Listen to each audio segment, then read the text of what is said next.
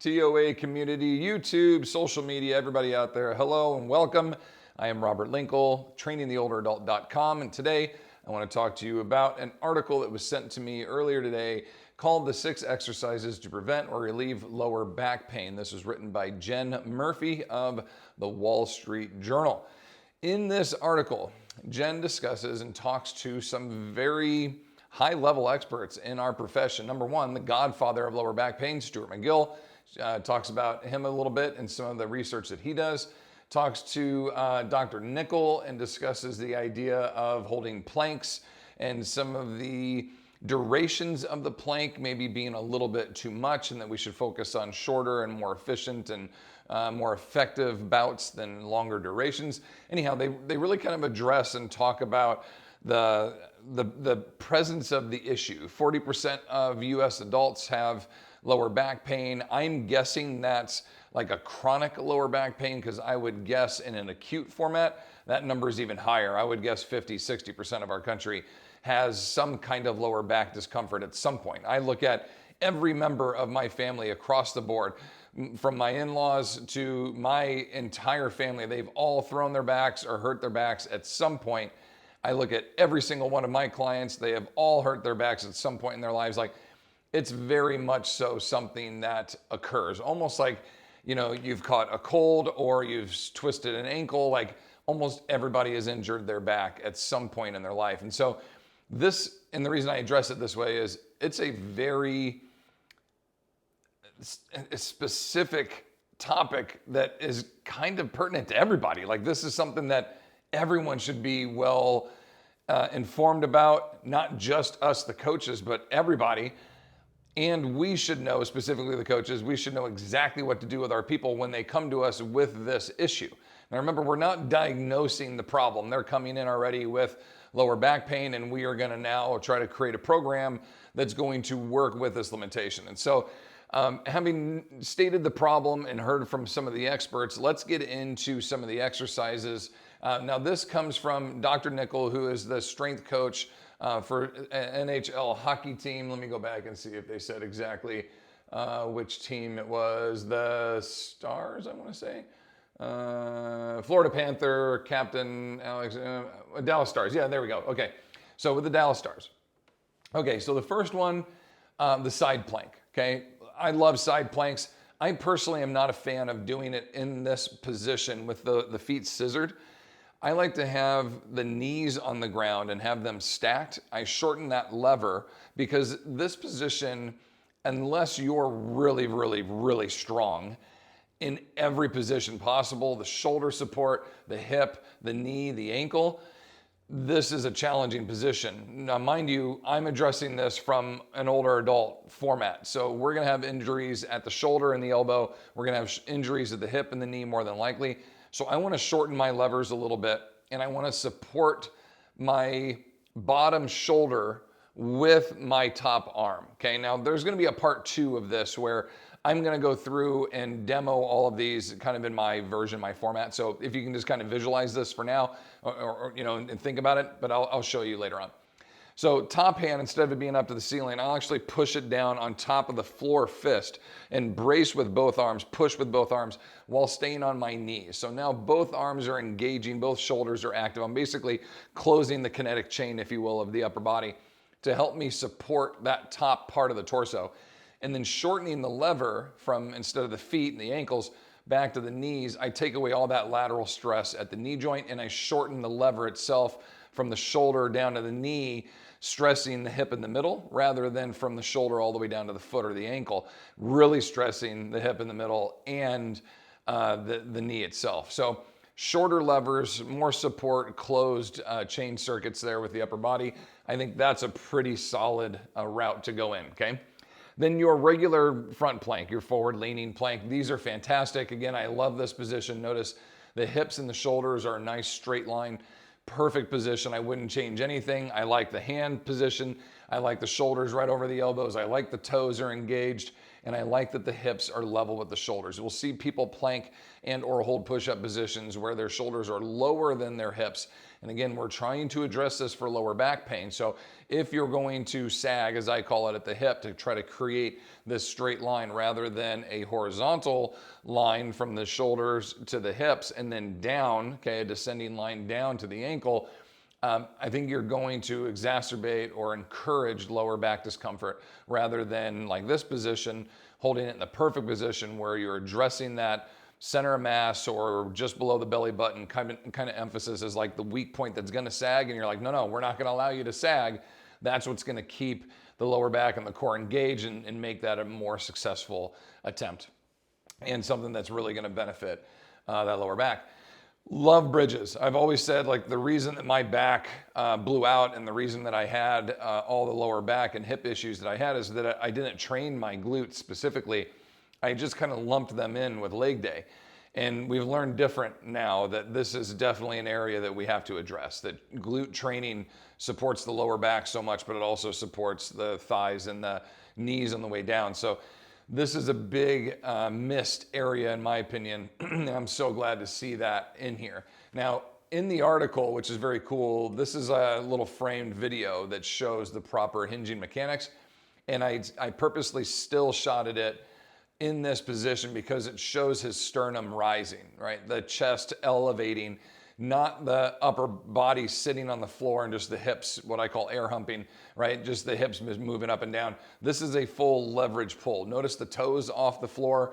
Not a lot of people teach it this way. I have always taught it this way. I think it's the best position because you need the agonist antagonist, both sides of the pulley on to really engage this musculature. So if I'm gonna ask my glutes and my hamstrings to pull me up, I need my hip flexors and my quads on the front side, the opposite side of that.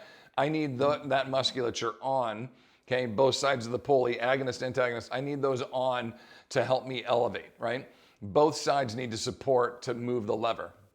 So if we're gonna carry that down further, my gastrocnemius is a knee flexor. This is a knee flexed position. And if it's going to assist me in elevating my hips up, right, encouraging knee flexion to help me pull to that position, then I'm gonna need it taut. I'm gonna need it on tension. So I'm going to dorsiflex my toes, and by doing so, thus getting my anterior tib on the other side of that to engage now my agonist, antagonist, both sides of the pulley, right? So I'm like tightening from the transverse arch to the tibialis anterior front side of the foot to the anterior tib and gastroc soleus to the hamstring, quad, glute, hip flexor to the erectors, the abdominals to the rhomboids to the pectorals, like everything's agonist, antagonist, front and back, on, all the way around. If you encourage that type of a lift, it's what we call a wheelbarrowed lift, okay, where everything levers up, everything levers down, everything's nice and tight. And then you could even load this in the center, sandbags, sand bells, sand rolls, barbells, however you wanted to load it, dumbbells, whatever, right? You could load at the hip and be able to encourage a little bit more glute recruitment, hamstring recruitment as you go. On to the bird dog, okay, being the next one. I am such a fan of this too. I love training the bird dogs. Not only does this help a ton with our posture when it transfers into our gait, especially for our older pops, the better I get at bird dogs, the more efficient I am going to be with my walking gait, because that contralateral right arm, left leg extended position, if I'm stronger and capable of elevating my arm and leg contralateral to a long line, a horizontal position, if you will, holding that posture, holding my tucked chin, my engaged, that whole cross-sectional erector, like posterior chain, glute, hamstring, all that. The better I get, the stronger I get with all that, the better that pattern, though I'm performing it face down, prone to the floor, the better that pattern will get when I am upright moving forward, okay? So I love it for that, but this lower back position, especially with a foam roller or a hockey stick or anything like that, where you're putting on there to be still in the spine and moving your arms and legs opposite that, really encourages your core and your lower back to stabilize and engage. So I think this is another fantastic one. Really, the only thing I've disagreed with, if anything, was the side plank positioning, but everything else I've loved in this. So I'm such a fan. I love the single arm row too. This is, again, another one of my go-tos for our clients with lower back discomfort. The only thing that I change on this is instead of having a knee on the bench, we will swivel off the bench and put both feet on the ground. I do like to have that one still side where I have a hand on the bench, but that's my only locked stabilizer, that both feet on the ground now have to kind of manipulate and overcome the weight that I'm rowing. Now, the position that he's showing, it is a safer way. I would say just a slight revision or a easier modification to start, and then progressing to both feet being on the ground would be one of the next steps. And then eventually you would remove your hand from the bench and just be in a 2-point row, which is very exposing for the back. But if you're capable of doing it, is good, okay? So I think this is a good like 1A, and then what I'm suggesting would be a 1B, right? Like just another little, a little progression, if anything, a little harder. But again, I love this. It's a unilateral row, okay? But you're set up into a position where 4 points of contact are needed to keep you stable, and you take one of them away. And not only do you take it away, but you add load. Not only do you take it away and add load, but now you add through a range of motion. In that range of motion is also kind of puts you in a position to where you could tip and fall over. So there's anti-rotation, anti-continued forward flexion, anti falling off the bench. Like there's a couple of different antis going on here to really encourage you to keep your core tight, your hips strong, etc., and keep that posterior chain active. Now notice I keep coming back to the posterior chain engagement, and that's where a lot of our lower back pain comes from, is that our anterior chain, abdominals, rectus abdominis, iliacus, iliopsoas, that all those musculatures that are hip flexors, anterior based, those are so overdeveloped and overdominant that that's what kind of pulls and encourages a lot of our lower back discomfort. But then you add sit-ups and leg lifts and throwdowns and anything else that you do, Russian twist, anything else, it's going to encourage more of that overdevelopment and discomfort, right? We need more posterior emphasis exercises that are anti-rotation, heavier loads, heavier anti-flexion based movements that are putting us into awkward positions, building strength around the girdle of the body and not just abs in the front, right?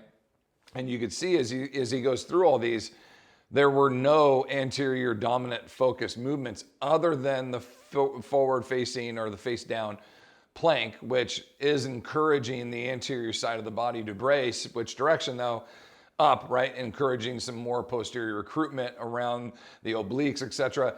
A good wide base, like it's the only 1 out of 5 exercises or 6 exercises suggested that really addresses the anterior side of the body. All the rest are going everywhere else. So I love it. I think it's fantastic. The Pallof press and or Pallof hold, I think, is just another one good, an anti-rotation hold. Standing, bilateral, both feet, kind of the easiest version, splitting the feet, and then eventually going down to the half kneeling position. The band in this position, I think, was probably done this way for the photo, but could be a little higher so it's not pulling you down. It should be pulling like straight across, you know, up to like his shoulder height or his hip height, at least just a little higher would be good. But other than that, I'm just, you know, I'm nitpicking again as well. I really like this. I think it's one of the better ones. If you have the option to do either the isometric hold here or actually go through the Pallof pressing motion, I think you're going to have a couple other really good additional exercises to kind of build into that girdle strength developing around that lower back, overcoming this objective of improving your lower back pain. Okay, or yeah, improving your lower back pain. So that brings us to the end of this. Now, where do we go from here? I have a couple others. I've already got them set up back here while I have my gear out. I have a couple others in part 2 that I'm going to add to this, and hopefully these 6, which are all fantastic and I agree with all of them, which is pretty rare for an article to come out, number one, and for me not to find something that I'm really going to disagree with or nitpick. I'm super happy with this one, and I encourage that all of these movements are very positive and very good exercises to go with. But I've got a couple of others that I just want to add in that are good ones to do as well. And maybe for your clients that aren't quite as capable of some of these levels, I'll show you a couple that are a little bit more basic, and then a couple that are pretty advanced to these. So I want to give a good reach. I'm going to give another 4 or 5 of those. So you should come out of this with 10 or 11, 12 different exercises that can address this lower back pain and help you overcome it, no matter what level your clients are coming in. All right, gang, hope you enjoyed this. Any questions, comments, hit me up down below. Please subscribe, like the video, share, tell your friends, help us grow our community. I sure do appreciate you. Love to all of you. I hope you're doing well, and I will see you in the next video. Take care, everybody.